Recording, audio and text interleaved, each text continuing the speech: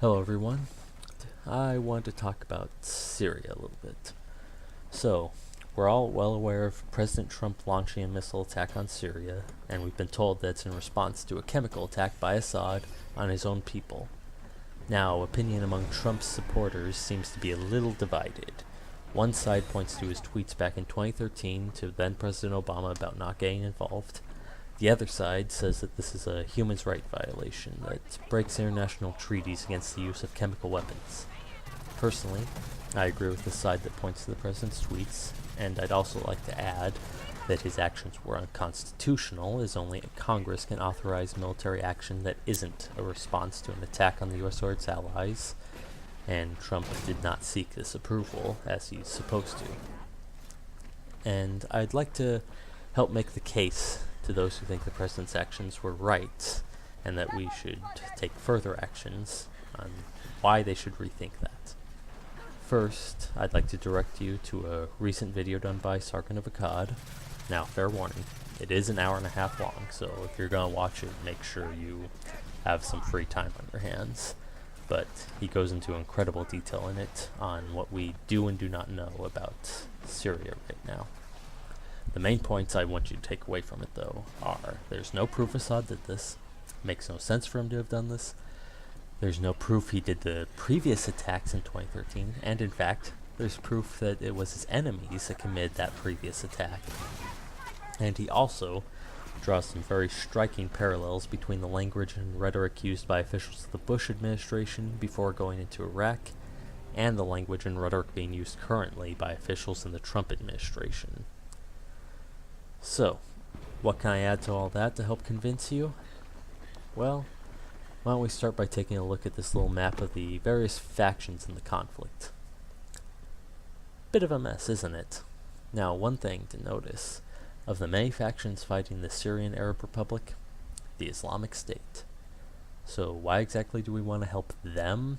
Aren't they the bad guys that politicians have been telling us for the last few years? And another thing that I think will help convince the conservative Christians who are big on the idea of us getting involved, how about we look at the treatment of Christians in Syria? There's an article from a few years back from the website almonitor.com that gives us a bit of an idea. The title of the article gives the plot away. Aleppo's Christians see regime as last hope. To quote, "The conflict in Syria entered its 5th year this month, and many parts of the country and their inhabitants are hardly recognizable. This is true of the war-torn city of Aleppo, my hometown, with its mosaic of religious, social, and ethnic groups who have all had to deal with the harsh realities and horrors of war on a daily basis. To gauge the sentiment of one such community, I paid a visit to a quaint part of town." And at this point, he starts describing a working-class neighborhood that's home to several Christian denominations and actually has more churches than mosques. And how it goes from a place where relationships were fairly jovial and friendly to one of everyone being constantly on edge and paranoid, especially being less than 2 kilometers away from 2 rebel-held areas and on the receiving end of indiscriminate shelling. So it's against this backdrop that the writer went to see Abu Fadi, quoting, "He was the de facto mayor of his neighborhood, the go-to guy for news, stories, and gossip, a figure much liked and respected by his Christian community and beyond. He talked candidly, almost continuously. We no longer fear speaking out. That was long ago," he explained, "and we have no other way to express our frustration."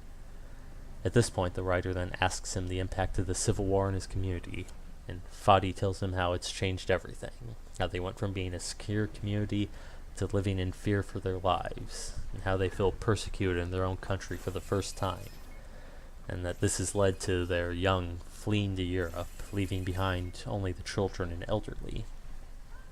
When asked about the various warring factions and whom he supports and why, he leaves zero doubt. Quoting again, "There is no question at all about whom we support. The government, of course.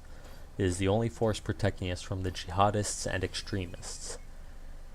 When asked if there were other groups that represented legitimate interests, he replied, "No, not anymore."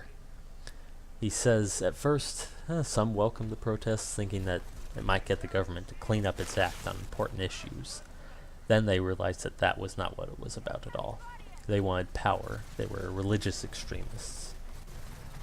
And there's another article I'd like to share a bit from PBS from 2011, titled, "Why Did Assad, Saddam, and Mubarak Protect Christians?"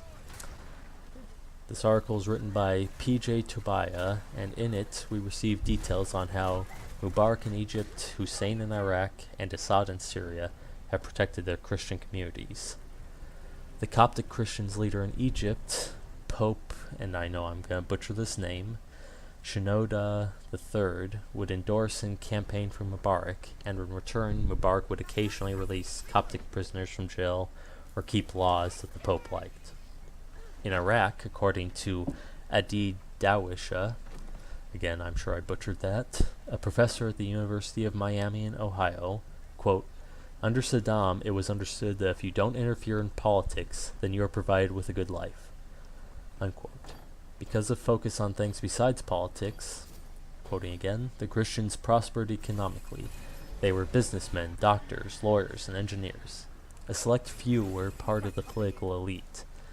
This created a network of protection that existed through some of the leaders and trickled down through the community.